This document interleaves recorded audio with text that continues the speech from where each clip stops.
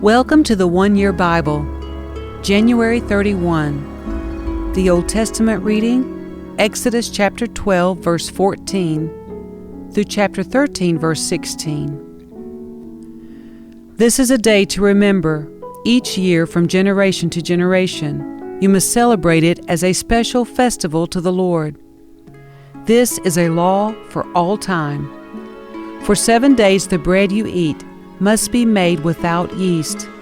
On the first day of the festival, remove every trace of yeast from your homes. Anyone who eats bread made with yeast during the 7 days of the festival will be cut off from the community of Israel. On the first day of the festival, and again on the 7th day, all the people must observe an official day for holy assembly. No work of any kind may be done on these days except in the preparation of food. Celebrate this festival of unleavened bread, for it will remind you that I brought your forces out of the land of Egypt on this very day. This festival will be a permanent law for you. Celebrate this day from generation to generation. The bread you eat must be made without yeast from the evening of the 14th day of the first month until the evening of the 21st day of that month.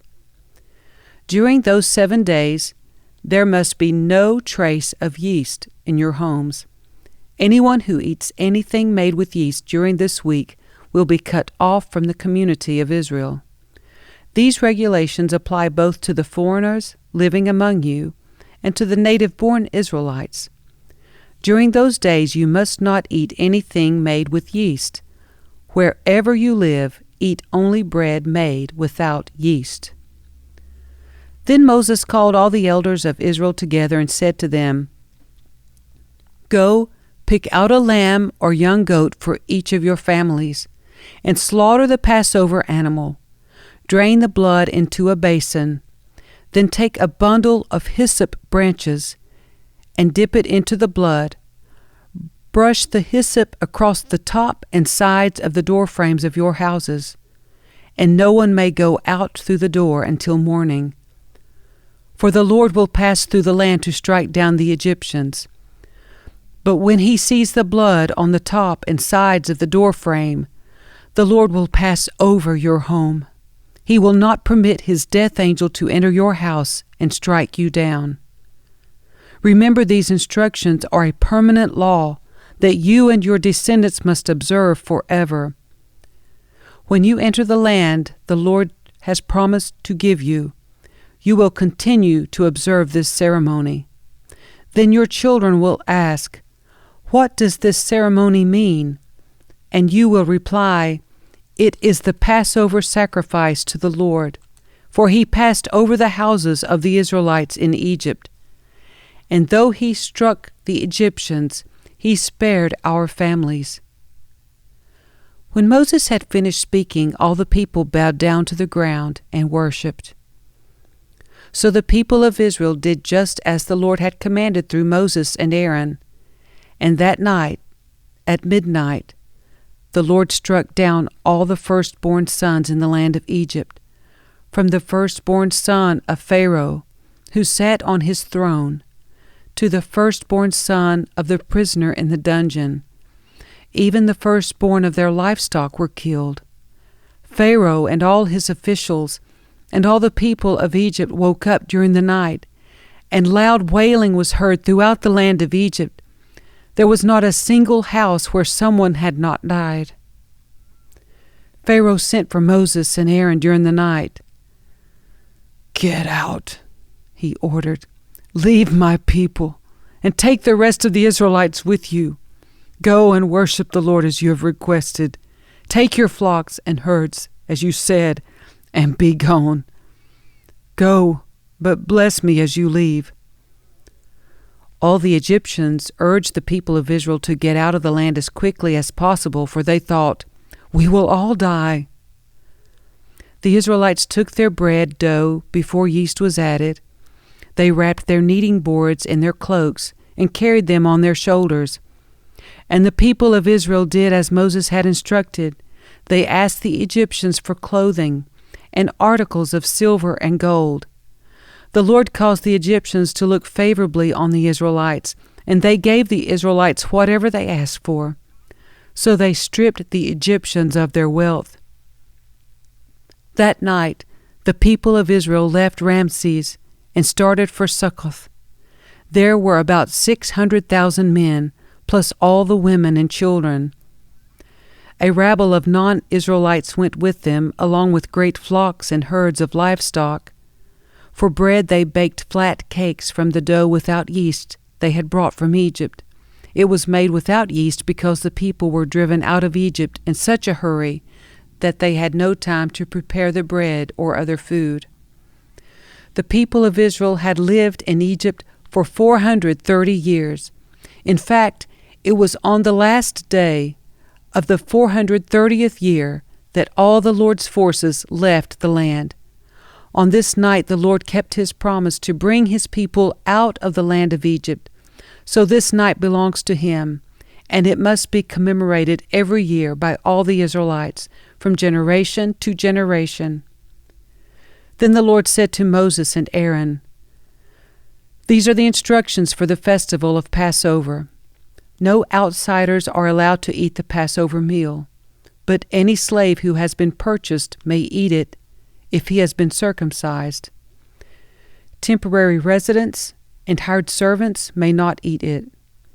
Each Passover lamb must be eaten in one house. Do not carry any of its meat outside, and do not break any of its bones.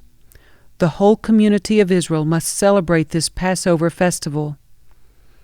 If there are foreigners living among you who want to celebrate the Lord's Passover, let all their males be circumcised. Only then may they celebrate the Passover with you like any native-born Israelite.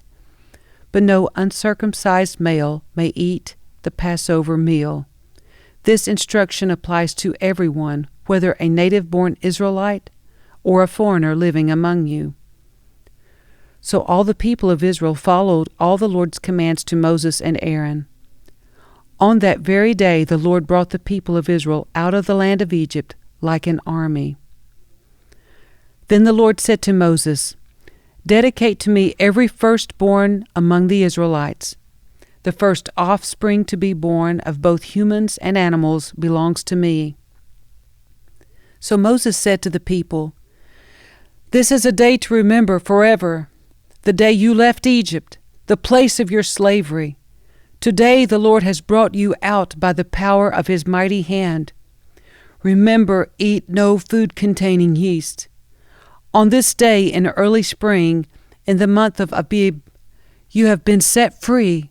You must celebrate this event in this month each year after the Lord brings you into the land of the Canaanites, Hittites, Amorites, Hivites, and Jebusites.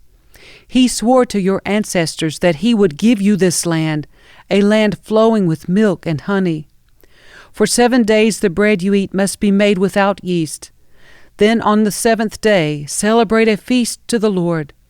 Eat bread without yeast during those 7 days. In fact, there must be no yeast bread or any yeast at all found within the borders of your land during this time. On the 7th day you must explain to your children, 'I am celebrating what the Lord did for me when I left Egypt.' This annual festival will be a visible sign to you, like a mark branded on your hand or your forehead. Let it remind you always to recite this teaching of the Lord. With a strong hand the Lord rescued you from Egypt. So observe the decree of this festival at the appointed time each year. This is what you must do when the Lord fulfills the promise he swore to you and to your ancestors. When he gives you the land where the Canaanites now live, you must present all firstborn sons and firstborn male animals to the Lord, for they belong to him. A firstborn donkey may be bought back from the Lord by presenting a lamb or young goat in its place.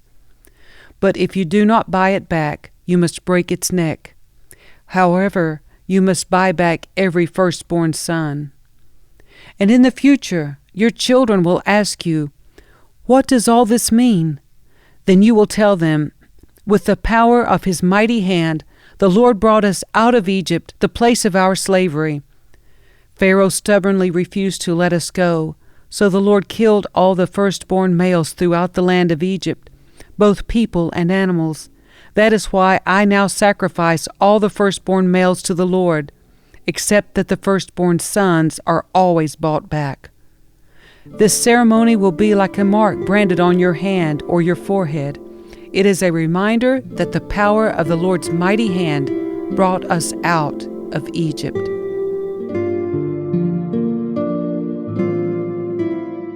The New Testament reading, Matthew chapter 20, verse 29 through chapter 21, verse 22. As Jesus and the disciples left the town of Jericho, a large crowd followed behind.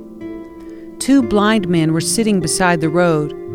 When they heard that Jesus was coming that way, they began shouting, "Lord, Son of David, have mercy on us!" "Be quiet," the crowd yelled at them. But they only shouted louder, "Lord, Son of David, have mercy on us!" When Jesus heard them, he stopped and called, "What do you want me to do for you?" "Lord," they said, "we want to see." Jesus felt sorry for them and touched their eyes. Instantly they could see. Then they followed him. As Jesus and the disciples approached Jerusalem, they came to the town of Bethphage on the Mount of Olives. Jesus sent 2 of them on ahead. "Go into the village over there," he said. "As soon as you enter it, you will see a donkey tied there with its colt beside it. Untie them and bring them to me. If anyone asks what you're doing, just say, 'The Lord needs them,' and he will immediately let you take them." This took place to fulfill the prophecy that said, "Tell the people of Jerusalem, 'Look, your king is coming to you. He is humble, riding on a donkey's colt." The 2 disciples did as Jesus commanded. They brought the donkey and the colt to him and threw their garments over the colt, and he sat on it. Most of the crowd spread their garments on the road ahead of him, and others cut branches from the trees and spread them on the road. Jesus was in the center of the procession, and the people all around him were shouting, "Praise God for the Son of David! Blessings on the one who comes in the name of the Lord! Praise God in highest heaven!" The entire city of Jerusalem was in an uproar as he entered. "Who is this?" they asked. And the crowds replied, "It's Jesus, the prophet from Nazareth in Galilee." Jesus entered the temple and began to drive out all the people buying and selling animals for sacrifice. He knocked over the tables of the money changers and the chairs of those selling doves. He said to them, "The Scriptures declare, 'My temple will be called a house of prayer,' but you have turned it into a den of thieves." The blind and the lame came to him in the temple, and he healed them. The leading priests and the teachers of religious law saw these wonderful miracles and even heard the children in the temple shouting, "Praise God for the Son of David." But the leaders were indignant. They asked Jesus, "Do you hear what these children are saying?" "Yes," Jesus replied. "Haven't you ever read the Scriptures? For they say you have taught children and infants to give you praise." Then he returned to Bethany, where he stayed overnight. In the morning, as Jesus was returning to Jerusalem, he was hungry, and he noticed a fig tree beside the road. He went over to see if there were any figs, but there were only leaves. Then he said to it, "May you never bear fruit again." And immediately the fig tree withered up. The disciples were amazed when they saw this and asked, "How did the fig tree wither so quickly?" Then Jesus told them, "I tell you the truth. If you have faith and don't doubt, you can do things like this and much more.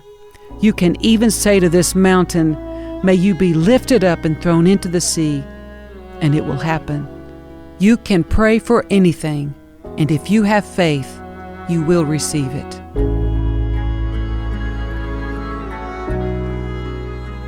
Psalm 25, verses 16 through 22. Turn to me and have mercy, for I am alone and in deep distress. My problems go from bad to worse. Oh, save me from them all. Feel my pain and see my trouble.